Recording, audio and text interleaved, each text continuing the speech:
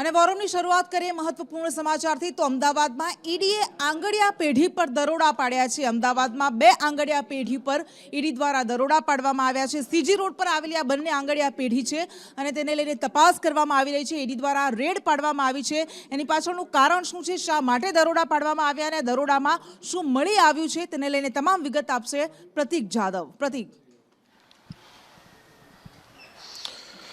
Krishna, ED દ્વારા અમદાવાદના આંગડિયા પેઢી ઉપર દરોડાની કાર્યવાહી કરવામાં આવી રહી છે। તાજેતરની જ આ ઘટના છે અને હાલ ઈડીના જે અધિકારીઓ છે તે આ 2 આંગડિયા પેઢી કે જે મેસર્સ હસમુખ કુમાર કાંતિલાલ એન્ડ કુ અને અન્ય વધુ એક આંગડિયા પેઢી છે, આ બંને આંગડિયા પેઢી ઉપર તેમના દ્વારા દરોડાની કામગીરી કરવામાં આવી રહી છે। વિષ્ણુ કાંતિલાલ કુ આ બંને આંગડિયા પેઢી છે તેના ઉપર દરોડાની કામગીરી કરવામાં આવી છે અને આ બંને જે આંગડિયાની પેઢી છે તેમનું ખૂબ મોટું કામ ન માત્ર ગુજરાત પરંતુ સમગ્ર ભારતભરમાં છે અને આ જ કારણથી ઈડીના લગભગ 15થી વધુ અધિકારીઓ દ્વારા આ બંને આંગડિયા પેઢી ઉપર હાલ દરોડાની કામગીરી કરવામાં આવી રહી છે અને આ જે બંને આંગડિયા છે તે ખૂબ જ જૂના આંગડિયા છે અને તેમના ઉપર દરોડાની કામગીરી હાલ ચાલુ છે।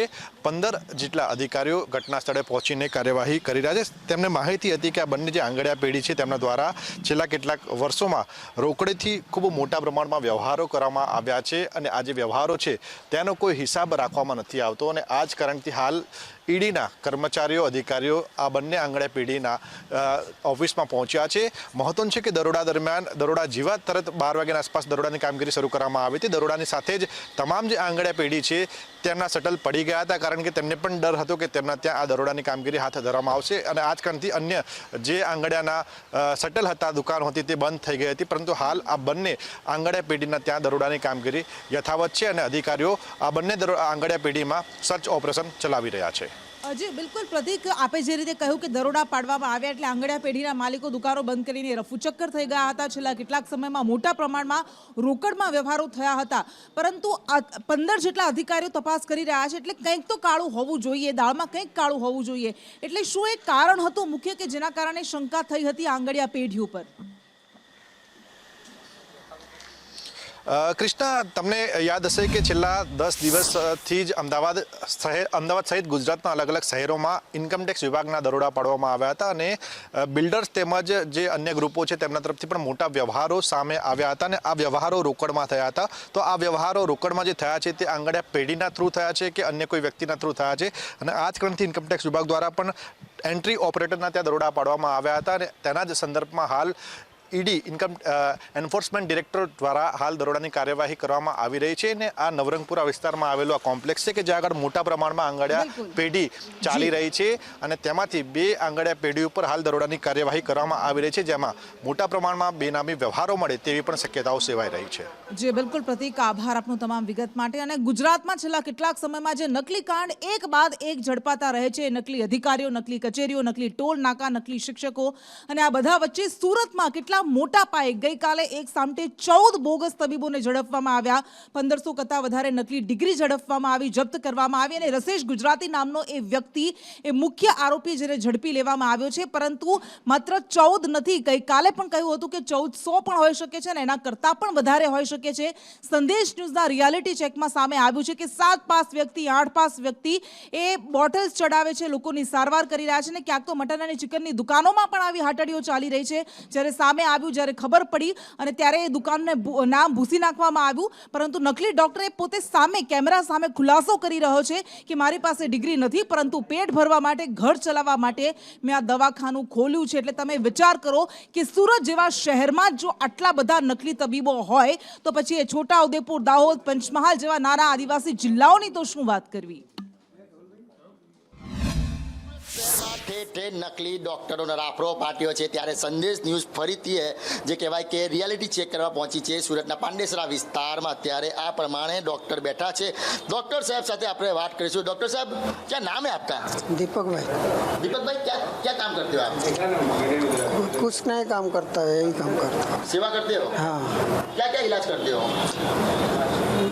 बुखार, जुकाम, सर्दी, खांसी। बाटला चला लेते हो? कभी कभी चला। कभी कभी। कितना पैसे लेते हो? 200-300। आपके पास डिग्री कौन सी डॉक्टर की? अरे कितना बार बोला, नहीं है। नहीं है डिग्री? नहीं है। आप कितना पढ़े, कितना पढ़ाई किया है? 12वीं पास। कहाँ पे पढ़ाई किया है आपने? कलकत्ता में। कलकत्ता में। तो ये कितने साल से चला रहे हो? अभी 3-4 महीना से चल 3-4 महीना से। कितने रोज के कितने पेशेंट आते हैं यहाँ पे? 2-5 पेशेंट होते हैं। और किस चीज़ का इलाज करते हो आप? बुखार, सर्दी, खांसी। सर्दी खांसी। कितना पैसे लेते हो? 50 रुपये।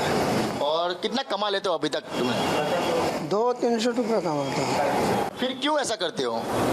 क्या करूँ, पेट के लिए करना पड़ता है। लेकिन दूसरे की जान चली जाती है अगर जान चली जाती है। बचा लेते हो जान। क्या करूँ, पढ़ा पेट के लिए करना ही पड़ता है सब। एसएमसी वाले आते हैं, आरोग्य विभाग, पुलिस आती है यहाँ पे? आते हैं, क्या बोलते हैं? बंद करने के लिए बोलते हैं। तो फिर क्या करते हो आप? बंद कर देते हो क्या? बंद कर देता हूँ। फिर वापस खोल देते हो? अभी पता है अभी बहुत बड़ा नकली डॉक्टर पकड़ा है, उनको पुलिस ने पकड़ लिया है। हमें नहीं मालूम। नहीं मालूम? पुलिस से डर लगता है आपको? लगेगा ना डर। तो ये चालू रखोगे अभी भी? नहीं, बंद कर दिया। जो શકાય છે કે અત્યારે આ રીતના ये किस किस की दवाई किस चीज़ की है? सब दवाई रखी है, ये किस चीज़ की है? ये एंटीबायोटिक है। एंटीबायोटिक है। और ये किस चीज़ की है? ये भी एंटीबायोटिक है। एंटीबायोटिक है। तो और ये बुखार का है। बुखार की है। तो पेशेंट आते हैं तो क्या एंटीबायोटिक क्यों देते हो आप? किस किस बीमारी में देते हो? बुखार उखार में देता हूँ। एंटीबायोटिक दे देते हो, अच्छा हो जाता है? अच्छा हो जाएगा। फिर डॉक्टर साहब ये अपने बाटला लगाया हुआ है, छोटा सा बाटला है, ये बाटला क्यों लगाया? बाटला अरे बुखार जुकाम ये सर्दी भी का, बुखार का ही है। बुखार का ही। इधर कौन से पेशेंट आते हैं ज्यादातर? बोल रहा हूँ ना, अब कितना बार बोले यहाँ बात। तो कोई गंभीर बीमारी का आता है पेशेंट गंभीर बीमारी का नहीं है। तो उसको कहाँ भेज देते हो? गंभीर बीमारी का आता है? गंभीर बीमारी आता ही नहीं है। नहीं आता है। इससे क्या क्या चेक करते हो? इससे बीपी कितना बीपी होता है तो नॉर्मल होता है? 120/90। और ज्यादा कितना होता है? ज़्यादा 130-40 के ऊपर होता है तो ज़्यादा हो फिर ज्यादा होता है तो क्या इलाज करते हो? जाए। हम लोग नहीं करते, इसको भेज देते। कहाँ भेजते हो? Civil.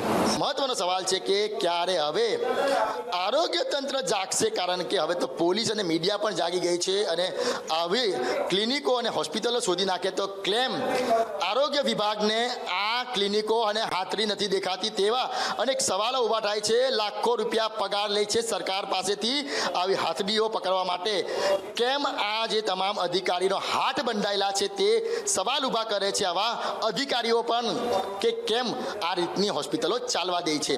Camera person Bhushan Chaudhary साथे मनीष परमार, संदेश न्यूज सूरत। ये कैसे चल रही थी? इसका चल रहा है, 1 साल तो हो ही गया। 1 साल से।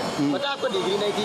अपने को मालूम नहीं था, लेकिन दवा कराने के साल एक दिन मेरे भी 3 जगह सिरिंज पेल दिया। नहीं तबीयत नहीं बिगड़ी, लेकिन ये था कि 3 जगह। बीमारी क्या थी आपको? कुछ नहीं, ऐसे ही बोतल चढ़वाया था। कुछ हुआ होगा तभी तो बोतल चला। हल्का हल्का शरीर में कमजोरी महसूस हो रही थी, तो इतना तो अपने को भी वो नहीं है। लेकिन ये आपको पता है ये नकली डॉक्टर है, ये पता है? नहीं, ये अपने को जानकारी नहीं थी। कितना डर लगता है नकली डॉक्टर से, क्योंकि जान भी चल डर लगेगा ही ना, कोई भी हो। ऐसा बंद होना चाहिए। बंद होना ही चाहिए ना। चिकन की है। और ये बहुत किसका मारा है? वो उसका मारा है, किसका? डॉक्टर का। डॉक्टर मारा क्या है। था यहाँ पे? पहले क्या था? पहले का नहीं पता मेरे को। पहले यहाँ पे वो था, अपने टेलर का दुकान था। तो ये अभी कलर क्यों मारने के लिए? उसको नहीं पता है हमारे को। अच्छा, क्या बोला आपको? मेरे को खाली इतना बोले कि कलर मार दियो।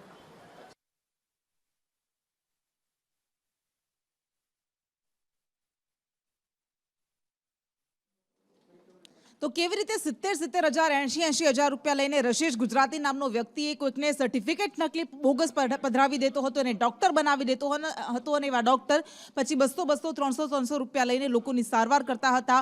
સંદેશ ન્યૂઝનો આ ગ્રાઉન્ડ રિયાલિટી ચેક આપણે જોયો, એમાં પણ ખબર પડી કે કેવી રીતે નકલી દુકાનોની હાટડીઓ ચાલી રહી છે, નકલી તબીબોની આ દુકાનો ચાલી રહી છે। પણ આ બધા વચ્ચે એ રશેશ ગુજરાતી એ મુખ્ય આરોપી જે ગઈકાલે ઝડપાયો હતો, 1500 કરતાં વધારે નકલી અને અનેક દસ્તાવેજો આના ઓફિસમાંથી મળી આવ્યા હતા। તેને હાથ હવે સંદેશ ન્યૂઝને હાથ કેટલાક પુરાવા મહત્વના લાગ્યા છે। સુરતમાં રશેશ ગુજરાતીની હોસ્પિટલ જ્યારે સંદેશ ન્યૂઝ પહોંચ્યો, ગોપુપુરામાં રશેશ ગુજરાતીની હોસ્પિટલ આવેલી છે, ત્યારે અનેક દસ્તાવેજો અનેક મહત્વના ડોક્યુમેન્ટ્સ ત્યાંથી મળી આવ્યા। પોલીસ દ્વારા જે ઝોલાછાપ ડોક્ટરો એટલે કે બોગસ સર્ટિફિકેટનો જે કાન પકડાયો છે તેનું આખું સૂત્રો જે છે તે અહીંયાથી ચાલતું હતું। અહીંયા તમને દેખાશે કે ગોવિંદ પ્રભા આરોગ્ય સંકુલ હોસ્પિટલ અને પ્રસૂતિ ગૃહ આ જગ્યા પરથી ડોક્ટર રશેશ ગુજરાતીનું આ ક્લિનિક આવ્યું છે। આ ક્લિનિકની અંદરના આપણે દ્રશ્યો જોઈએ તો કેવા છે આપણે ખબર પડશે। હાલ આ જે ડોક્ટર છે તે પોલીસની પકડમાં છે, હાલ એમને કોર્ટમાં રજૂ કરવામાં આવશે। તે પહેલા આપણે જોઈ રહ્યા છે અહીંયા કે આ છે ડોક્ટર રશેશ ગુજરાતીનું દવાખાનું। અહીંયા લખાયું છે ગોવિંદ પ્રભા આરોગ્ય સંકુલ સુરત અલ્ટ્રાસોનોગ્રાફિક। પોલીસને ખૂબ ખૂબ અભિનંદન આપું છું સુરત શહેર પોલીસ દ્વારા પ્રોએક્ટિવલી પોલીસિંગના ભાગરૂપે 10 જેટલા ડુપ્લિકેટ ડોક્ટરોને પકડવાની છેલ્લા અનેક દિવસોથી ઇન્ફોર્મેશનના માધ્યમથી આ લોકો પર નજર બનાવીને સૌને રંગે હાથ પકડવામાં સફળતા પ્રાપ્ત કરી છે. કોંગ્રેસી નેતા રસેશ ગુજરાતી દ્વારા આ અસામાજિક તત્વોને ડુપ્લિકેટ ડોક્ટરના સર્ટિફિકેટ આપવામાં આવતા હતા. આ કોંગ્રેસી રસેશ દ્વારા આ આખું ષડયંત્ર માત્ર સુરત પૂરતું જ નહીં, પરંતુ ગણતરીની રકમ લઈને આવા અસામાજિક તત્વોને ડોક્ટરનું લેબલ આપવાનું કામ આ કોંગ્રેસી રસેશ ગુજરાતી દ્વારા કરવામાં આવતું હતું. આ આખું ષડયંત્ર સુરત પોલીસે પ્રોએક્ટિવલી પોલીસિંગના ભાગરૂપે પકડવામાં આવ્યું છે. આ પ્રકારના અસામાજિક તત્વોને કોઈ બી પ્રકારની ફરિયાદ ના મળવા, પરંતુ એ લોકોને પ્રોએક્ટિવલી પકડવું એ જ રાજ્ય સરકારની જવાબદારી છે. અને આ જવાબદારીના ભાગરૂપે પોલીસ દ્વારા અદ્ભુત કાર્ય કરવામાં આવ્યું છે. તે બદલ હું રાજ્યના સૌ નાગરિકો વતી પોલીસને ખૂબ ખૂબ અભિનંદન આપું છું. સાહેબ, હજી પણ કેટલા ડોક્ટરો છે જે પોતાની હાથરી ધમધમાવી રહ્યા છે સુરત અને ગુજરાતમાં? એને ડોક્ટર ના કહેવાય, અને ડોક્ટર હોય તો એને પ્રેક્ટિસ કરવાનો હક હોય. પરંતુ આ પ્રકારના લોકો ચારેય દિશામાં પોલીસ દ્વારા પ્રોએક્ટિવલી કામગીરી કરવામાં આવી રહી છે. આ પ્રકારની ખોટી ડિગ્રીવાળા કોઈ બી લોકો હશે તો તેને જરૂરથી પકડવામાં આવશે.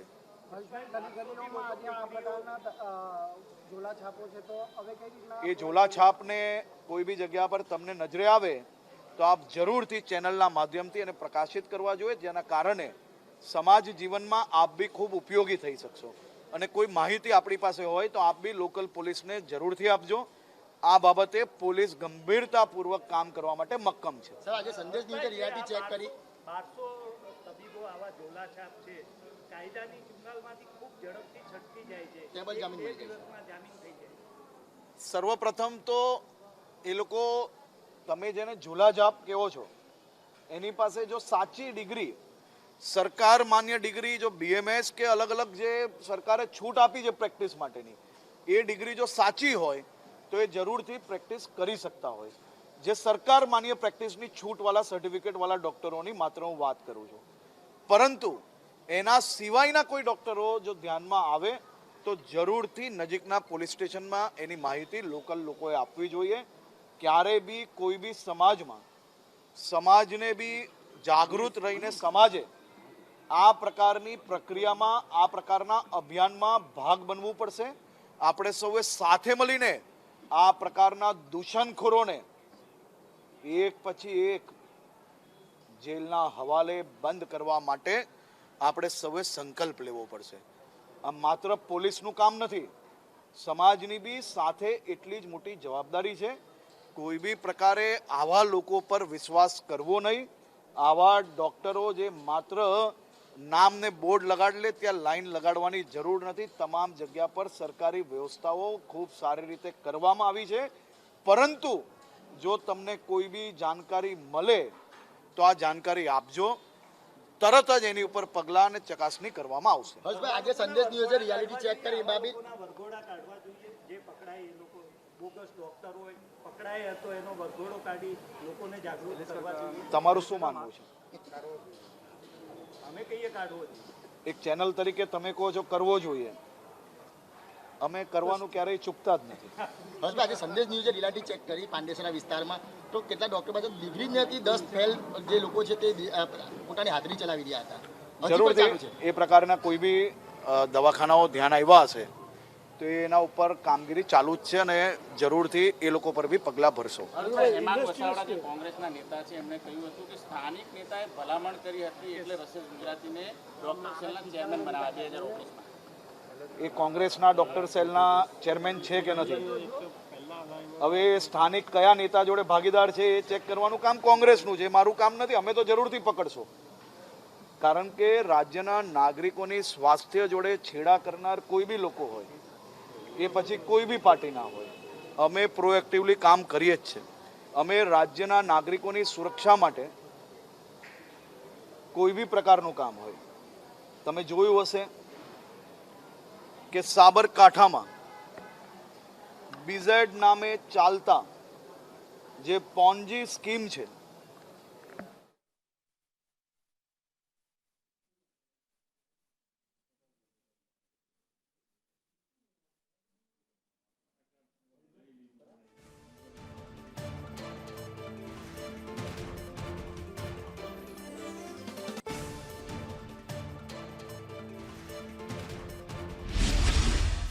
હોય પરંતુ રાજ્યના નાગરિકોને નુકસાન કરતા હોય તો કોઈ નાગરિકની ફરિયાદ વગર બી એના સ્કેમ ધ્યાન પર આવતા મુખ્યમંત્રી શ્રીના માર્ગદર્શનમાં કડકમાં કડક પગલાં સીઆઈડી ક્રાઇમ દ્વારા ભરવામાં આવ્યા છે.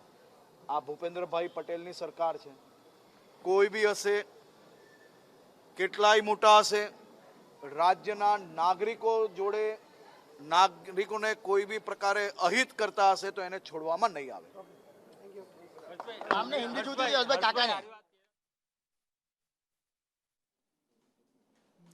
તો ગૃહ રાજ્યમંત્રી હર્ષ સંઘવી કહી રહ્યા છે કે જે પણ ઝોલાછાપ ડોક્ટર સામે આવશે, અમારી તપાસમાં ખબર પડશે તો એમની સામે કડકમાં કડક કાર્યવાહી કરવામાં આવશે. આ કૌભાંડીઓ કોઈ પણ પાર્ટી સાથે જોડાયેલા હોય, અમારી સરકારે તમામ સામે કાર્યવાહી કરશે. પછી રશેષ ગુજરાતી હોય કે પછી સાબરકાંઠાનો ભૂપેન્દ્રસિંહ ઝાલા હોય, બીઝેડ કૌભાંડ જે સામે આવ્યું હતું તેને લઈને પણ તેમણે કહ્યું છે કે એનામાં મુદ્દે કડક કાર્યવાહી કરવામાં આવી રહી છે અને હજુ પણ આ મુદ્દે કડક કાર્યવાહી કરવામાં આવશે, તપાસ કરવામાં આવશે અને જે પણ લોકો એની સાથે જોડાયેલા હશે એની સામે કડક એક્શન લેવાશે. એ મામલે કોઈ બાંધછોડ કરવામાં નહીં આવે.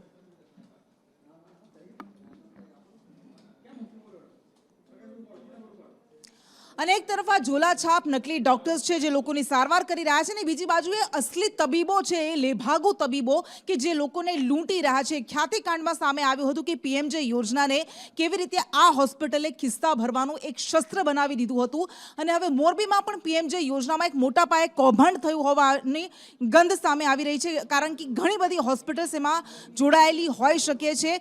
સરકારી હોસ્પિટલ્સે માત્ર 3 કરોડ જેટલા જ ક્લેમ કર્યા છે, પરંતુ બીજી બાજુ ખાનગી હોસ્પિટલ્સ તરફથી 43 કરોડના ક્લેમ કરવામાં આવ્યા છે, મંજૂર કરવામાં આવ્યા છે અને એના કારણે અહીંયા પણ મોટું કૌભાંડ થયું હોઈ શકે એવી સંભાવના છે.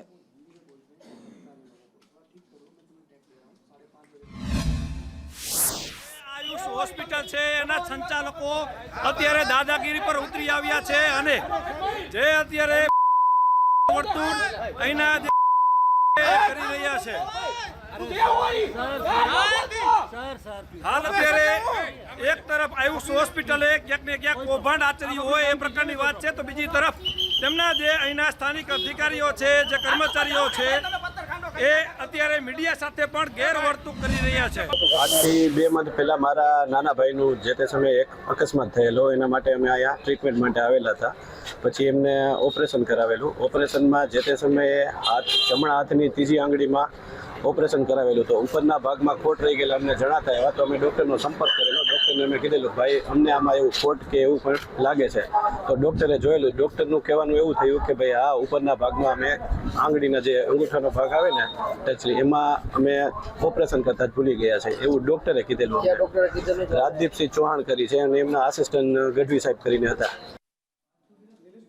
અને વધુ વિગત સાથે સંવાદદાતા નિલેશ પટેલ જોડાઈ ગયા છે. નિલેશ, આપની પાસેથી એ સમજવું છે કે કેમ એવું લાગી રહ્યું છે કે મોરબીમાં મોટા પાયે પીએમજે યોજનામાં કૌભાંડ થયું છે? કૃષ્ણ એટલા માટે લાગી રહ્યું છે કે છેલ્લા 20 મહિનાની અંદર મોરબી જિલ્લાની કુલ 8 હોસ્પિટલોમાંથી કુલ 46 કરોડના જે છે એ ક્લેમ કરવામાં આવ્યા છે આ યોજના હેઠળ, જેમાંથી સૌથી વધુ ક્લેમ 20,000થી વધુ ટોટલ ક્લેમ છે ને એમાંથી 11,393 જેટલા ક્લેમ માત્ર એક જ ખાનગી હોસ્પિટલ દ્વારા કરવામાં આવ્યા છે. તેને લઈને અત્યારે એવું લાગી રહ્યું છે કે ક્યાંક ને ક્યાંક આમાં કૌભાંડ થયું છે અને તેને લઈને અત્યારે જિલ્લા કલેક્ટર દ્વારા તપાસના આદેશ આપવામાં આવ્યા છે. જે તપાસ જિલ્લા આરોગ્યની જે ટીમ છે તેના દ્વારા કરવામાં આવશે અને આગળ જરૂર પડશે તો ગાંધીનગરની ટીમને પણ બોલાવવા માટે જિલ્લા કલેક્ટર દ્વારા અત્યારે વાત કરવામાં આવી છે. એટલે કે જે રીતના આંકડા છે તેને લઈને આ ક્યાંક ને ક્યાંક કૌભાંડની આશંકાઓ જોવામાં આવી રહી છે. જી બિલકુલ નિલેશ, આભાર આપનો. અને એક બાદ એક કાંડ સામે આવી રહ્યા છે ત્યારે કેવી રીતે ભોળા ગામડાના લોકોને એમને ખબર પણ ન હોય કે એમના શરીર સાથે શું થવાનું છે અને એમની આરોગ્ય સાથે, એમના શરીર સાથે મજાક કરી દેવાય છે, એમના ભવિષ્ય સાથે ગંભીર રમત રમાય છે. અને મહેસાણાથી જે નસબંધી કાંડ સામે આવ્યું એમાં એક યુવકને ખબર પણ નહોતી કે એને હોસ્પિટલ શા માટે લઈ જવામાં આવી રહ્યો છે. એણે અંગૂઠો મારી દીધો અને એની સાથે ઓપરેશન કરી દેવામાં આવ્યું, નસબંધી ઓપરેશન કરી દેવાયું. પણ હવે જ્યારે સામે આવી રહ્યું છે કે આરોગ્ય કર્મચારીઓને ટાર્ગેટ આપવામાં આવે છે, 300ના ટાર્ગેટ આપવામાં આવે છે નસબંધી ઓપરેશન માટેના, અને રૂપિયા આપવામાં આવે છે અને એના માટે આવા લોકોને, આવા ભોળા ભાળા લોકોને નિશાન બનાવવામાં આવે છે. ફોનમાં લઈ ગયા ખબર ના રહી કે આખા જોઈને કે જોમફળીઓ ને ચીકુડીઓ ને એવું હોય કે વ્યાયામ જવાનું હોય તે પછી જઈને યાર મને ઠેકાણ ના રીતે ગાડી હું કરી દીધી. પછી શું કર્યું? પછી કે મને કોઈ ખ્યાલ જ ના રહ્યો. ક્યાં લઈ ગયા એવું કોઈ ખબર હે? ના એવું કોઈ નહીં. 18 ચિલકોર ખાલી આવીને ઉતર્યો ને બીજા દાર ફોન આવીને તને કુટુંબ નિયોજન ઓપરેશન કરાયું, તને કોઈ ડોક્ટરે સમજાવ્યો તો? ના કશી. તે સહી કરી હતી? સહી તો અંગૂઠો મારે થાય. શું તકલીફ થાય હવે? દુખાય બહુ યાર, રવાતું નહીં. અને કેટલા પૈસા આપ્યા હતા પછી તને? અહીં તો 2000 આલે તો એમાં ભેમો જે કરાવનારો ભેમો જ છે. 12 રૂપિયા લઈ ગયા પછી બીજા મને આલે હતા. તાર હંગાત કેટલા છોકરાનું ઓપરેશન કરાવ્યું? બીજા તો 4-5 જણા આમ યાદ રહ્યું, પછી યાદ ના રહ્યું. અત્યારે NSVનું પખવાડું ચાલ્યું હતું, ગયા અઠવાડિયે જ પત્યું છે. એટલે એના અંડર NSVના ઓપરેશન દરેક CHCમાં કેમ્પ તરીકે થતા હોય છે. એટલે એમાં શું કહેવાય, MHPW જે વર્કર હોય એ લોકો પેશન્ટ લઈને આવે અને અમારો રોલ એ હોય કે અમારે OT પ્રોવાઈડ કરવાનું હોય એમને, અમારું જે કેમ્પસમાં OT હોય એ. અને સર્જન બી ઉપરથી જિલ્લા પરિષદમાંથી જ ડિસાઇડ થઈને જ આવે કે કયા સર્જન કરવાના છે. એટલે અમારો રોલ તો ખાલી એમને OT પ્રોવાઈડ કરવાનો જ હોય છે. બાકી MHPW જે વર્કર્સ હોય છે એ બધા પેશન્ટને લઈને આવે છે કાઉન્સિલ કરીને ને એવી રીતે. એટલે અમારો રોલ તો આટલો જ હોય છે. ઇન્ફોર્મેશન આપો છો એ અમને અત્યારે જ ખબર પડી છે. એટલે એ બી એક ઇન્ક્વાયરીનો ઇસ્યુ છે કે ભાઈ આગળ આવું થયું છે, ઇસ્યુ આવ્યો છે, તો આગળ આવું ના થાય અને આ કઈ રીતે થયું છે એ બી આપણે ઇન્ક્વાયરી કરીને આગળ ઉપરથી ઇન્ક્વાયરી બેસાડશે જ. અને હવે વાત એ ખ્યાતિ હોસ્પિટલની, જેણે સેંકડો લોકો સાથે રમત રમી નાખી, મજાક કરી નાખી. અને કાર્તિક પટેલ જે ફરાર થઈ ગયો છે, વિદેશમાં છે, તેણે બચવા માટે આગોતરા જામીન અરજી કરી છે. પરંતુ ક્રાઇમ બ્રાન્ચ પૂરા પ્રયાસ કરી રહી છે કે એની જામીન અરજી મંજૂર ન થાય. અંગે વધુ વિગત આપશે ધવલ માકડિયા. જી કૃષ્ણા, કોર્ટમાં આજે સુનાવણી જ્યારે થઈ રહી હતી કાર્તિક પટેલની જામીન અરજી પર, ત્યારે ક્રાઇમ બ્રાન્ચે સવાલ ઉઠાવ્યા છે. અને ક્રાઇમ બ્રાન્ચે કહ્યું છે કે કાર્તિક પટેલ આ કેસનો મુખ્ય આરોપી છે, જે ખ્યાતિકાંડ છે જેમાં અનેક લોકોનો ભોગ લેવાયો છે, એનો મુખ્ય આરોપી છે. અને ક્રાઇમ બ્રાન્ચે આજે આગોતરા જામીનની અરજી ન સ્વીકારાય તેવું કોર્ટને સૂચવ્યું છે. તેમણે કહ્યું છે કે તપાસમાં અનેક ખુલાસા પણ થઈ રહ્યા છે અને જો કાર્તિક પકડાશે તો પણ વધુ ખુલાસા થઈ શકે છે, એટલા માટે તેને જામીન ન આપવામાં આવે. જી બિલકુલ, આભાર આપનો. અને નેતાઓ કઈ હદે બાબુઓથી ત્રાસી ગયા છે, અધિકારીઓથી ત્રાસી ગયા છે. વારંવાર આપણે સાંભળીએ છીએ, કોઈક સાંસદ આવીને બોલે છે, કોઈક ધારાસભ્ય આવીને બોલે છે કે અમે કહીએ છીએ થાકી ગયા, પરંતુ આ અધિકારીઓ જાડી ચામડીના છે, મગરની ચામડીના છે. તેઓ જાગતા નથી, કામ કરતા નથી અને ભોગવવાનું અમારે આવે છે. હવે સુરતમાં કંઈક આવું જ સામે આવ્યું છે કે જ્યાં કોર્પોરેટરે અધિકારીનું સ્ટિંગ કરી નાખ્યું છે.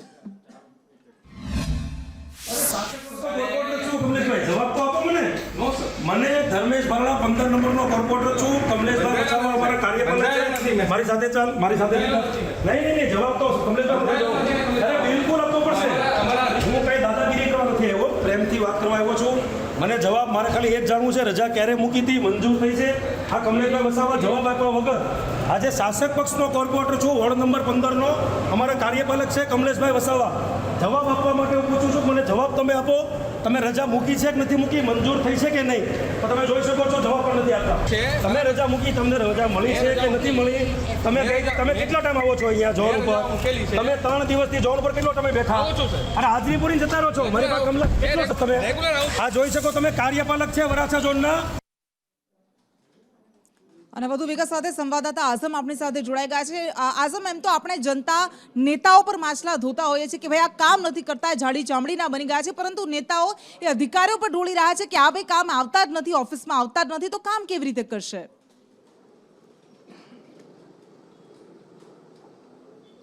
આ વિડીયો જે સામે આવ્યો છે, કૃષ્ણાએ ઘણું બધું જે સવાલો છે તેના જવાબ દઈ ગયા છે. હવે તમે જ વિચારો કે જ્યારે ભારતીય જનતા પાર્ટીના 15 નંબર વોર્ડના ચૂંટાયેલા કોર્પોરેટર ધર્મેશ ભાલાળાને જો કાર્યપાલક ઇજનેર જે આટલો મોટો અધિકારી કહેવાતો હોય છે, જો એને જવાબ ના આપતો હોય તો પછી સ્થાનિક વિસ્તારની પ્રજાને શું મળતો બી હશે કે નહીં, એક સવાલ છે. આ આખો વિડીયો આજે સામે આવ્યો છે. એના અંદર એવું છે કે કોર્પોરેટર પોતાના કામથી ગયા હતા, એમને કમલેશ વસાવા દેખાયા હતા, એમને એક સવાલ પૂછ્યો કે તમે 1.5 મહિના બાદ સીધા નોકરી પર આવી ગયા છો, દિવાળી પહેલાથી તમે ગાયબ થઈ ગયા હતા. આખો મામલો કૃષ્ણા એવો છે કે જ્યારે આમ આદમી પાર્ટીના 2 કોર્પોરેટર સામે પે એન્ડ પાસના મુદ્દે એન્ટી કરપ્શન બ્યુરોમાં ફરિયાદ થઈ હતી, ત્યારબાદ સમયાંતરે બંને કોર્પોરેટરની ધરપકડ કરવામાં આવી હતી. ધરપકડ થતાની સાથે જ આ 2 અધિકારી વરાછા ઝોનના એવા હતા જે મિસ્ટર ઇન્ડિયા બનીને ગાયબ થઈ ગયા હતા અને 1.5 મહિના બાદ હવે સમયાંતરે બંને ફરી એકવાર નોકરી પર આવ્યા છે, જેના કારણે ભારતીય જનતાના કોર્પોરેટર ધર્મેશ ભાલાળાએ આ બાબતે પૂછપરછ કરવા માટે ત્યાં શરૂ કર્યું હતું. એટલે મોબાઈલમાં વિડીયો બનાવ્યો હતો, પણ તમે જોઈ લીધું કે જાડી ચામડીનો અધિકારી જે કમલેશ વસાવા છે એ બિંદાસ ત્યાંથી ફરી રહ્યો હતો અને જોઈને ભાગી ગયા છે. અને મહત્વની વાત છે, 1.5 મહિના સુધી એમની રજા પાસ ના હતી, તેમ છતાં પણ એમને ફરી એકવાર એ જ વરાછા ઝોનના અંદર કાર્યપાલકની ખુરશી કેવી રીતે આપી દીધી, એ એક મોટો પ્રશ્ન બની ગયો છે. જી બિલકુલ આઝમ, આભાર આપનો. અને વડોદરામાં ખુરશી માટેની ખેંચતાણ સામે આવી છે. એસ્ટેટ કમિટીના ચેરમેન છે રણછોડ રાઠવાએ કહી રહ્યા છે કે ભાઈ બધા જ કામ અમે કર્યા, કામ મંજૂર અમે કરાવ્યા, અને તેમ છતાં મંચ પર અમારું ક્યાંય નામ જ નથી. આવું કેમ? તો રોડના નામકરણમાં ખુરશીને લઈને આ વિવાદ થયો. તેમણે કહ્યું અમે ફરિયાદ કરીશું. પ્રથમ હરોળમાં મને સ્થાન શા માટે આપવામાં નથી આવ્યું? તેમણે કેટલાક વેધક સવાલો પણ કર્યા છે. એસ્ટેટ કમિટીના ચેરમેન છે રણછોડ રાઠવા. તેમણે કહ્યું કે પત્રિકા અમારા નામની, કામ અમે કરાવ્યા, અને તેમ છતાં પણ પ્રથમ હરોળ મને સ્થાન જ નથી અપાયું. પ્રોટોકોલ પ્રમાણે હું એસ્ટેટ કમિટીનો ચેરમેન હોય, મને મારા નામની પત્રિકા છપાતી હોય અને મને ત્યાં સ્થાન આપવું જોઈતું હતું, પણ એ લોકો મને નહીં આપ્યું. રજૂઆત કરી કોઈ આ બાબતે? હું પીઆરઓને જાણ કરી. પીઆરઓને એવું કેવું છે કે ભાઈ આ અજીતભાઈ દજીના સમાજ તરફથી હતો અને એ લોકો મંડપ બનાવ્યો હતો ને એમાં કોઈ કોર્પોરેશનનો કાર્યક્રમ અમે નથી રાખ્યો, એમણે જણાવ્યું. આ પત્રિકા મારા નામની હતી અને એ કામ બી હું જ મારી સહીથી મંજૂર થયું છે. મેયરશ્રીને જાણ કરી તો કે મેયરશ્રી એવું કીધું કે ભાઈ મને ખ્યાલ નથી, હું પૂછી લઉં છું. હવે વોરરૂમમાં વાત કરવી છે મહાઠગની, મહાકૌભાંડીની, ભૂપેન્દ્રસિંહ ઝાલાની. 6,000 કરોડનો આ કૌભાંડી કે જેણે એક એવી માજાળ રચી હતી કે તેમાં અનેક એજન્ટો પણ ફસાયા હતા. એ એજન્ટોએ અન્ય સામાન્ય લોકોને પણ ફસાવ્યા હતા. આ એજન્ટમાં એ શિક્ષક કે જેનું કામ બાળકનું ભવિષ્ય ઘડવાનું છે, એ શિક્ષકો, સરકારી શિક્ષકો પણ એમાં ફસાયેલા હતા અને એમણે પણ અન્ય લોકો પાસેથી લાખોનું રોકાણ કરાવ્યું હતું. પરંતુ આ ભૂપેન્દ્રસિંહ ઝાલાએ બચવા માટે આગોતરા જામીન અરજી કરી દીધી છે, જેની સુનાવણી પણ થવાની છે. તેને લઈને વિગત આપશે દિવ્યા. જી દિવ્યા. કૃષ્ણા, ભૂપેન્દ્રસિંહ ઝાલા અનેક કરતા પણ વધારે પડતા કૌભાંડો જેના હજી પણ ખુલી રહ્યા છે, જે અંતર્ગત ધરપકડથી બચવા માટે ભૂપેન્દ્રસિંહ ઝાલાએ ગ્રામ્ય સેશન્સ કોર્ટનું શરણ લીધું હતું. જો કે ગ્રામ્ય સેશન્સ કોર્ટમાં 9મી ડિસેમ્બરે સુનાવણી છે તે થવાની છે, પરંતુ વાત મહત્વની એ થાય છે ધરપકડના ભયથી સીઆઈડી ક્રાઇમ જે તપાસ કરી રહી છે તેમાં ધરપકડના ભયથી બચવા માટે આ આરોપી દ્વારા ગ્રામ્ય કોર્ટમાં અરજી કરવામાં આવી હતી અને તપાસ જે ચાલુ છે, પરંતુ 9 ડિસેમ્બર સુધી સીઆઈડી ક્રાઇમ આરોપીની ધરપકડ નહીં કરી શકે અને સીઆઈડી ક્રાઇમ દ્વારા 9મી ડિસેમ્બરે એફિડેવિટ છે તે કોર્ટમાં રજૂ કરવામાં આવશે, જેમાં આરોપીને જામીન ન મળે તે માટેની રજૂઆતો કરવામાં આવશે અને કેટલાક મહત્વના કારણો પણ રજૂ કરવામાં આવશે.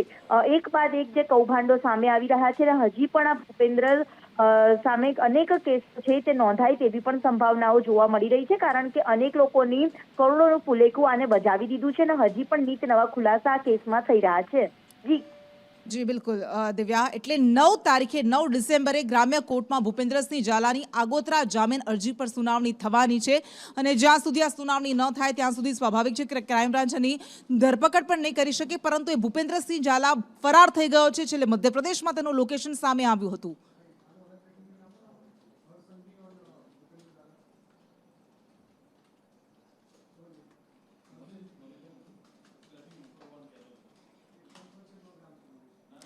અને મોટા સમાચાર મળી રહ્યા છે એ તમામ લોકો કે જેઓ પોલીસ ભરતી માટે તૈયારી કરી રહ્યા હતા એ તમામ યુવાનો માટે સારા સમાચાર છે, કારણ કે 4 સપ્તાહની અંદર 2000 જગ્યા પર પોલીસ ભરતી કરવામાં આવશે. આ મોટા સમાચાર મળી રહ્યા છે. પોલીસ ભરતીને લઈને 4 સપ્તાહમાં 2000 ખાલી જગ્યા ભરવામાં આવશે અને સરકારી વકીલે હાઈકોર્ટમાં આ બાહેંધરી આપી છે. તો રાજ્યમાં પોલીસ ભરતી મામલે આ મોટા સમાચાર મળી રહ્યા છે. સોમોટો કેસમાં આ જવાબ આપવામાં આવ્યો છે સરકારી વકીલ દ્વારા હાઈકોર્ટમાં અને 4 સપ્તાહની અંદર પોલીસ ભરતીના 2000 ખાલી પદો ભરવામાં આવશે. એટલે તમામ યુવાનો કે જેઓ વર્ષોથી તૈયારી કરી રહ્યા છે તેમનું સપનું સાચું સાબિત થઈ શકે છે.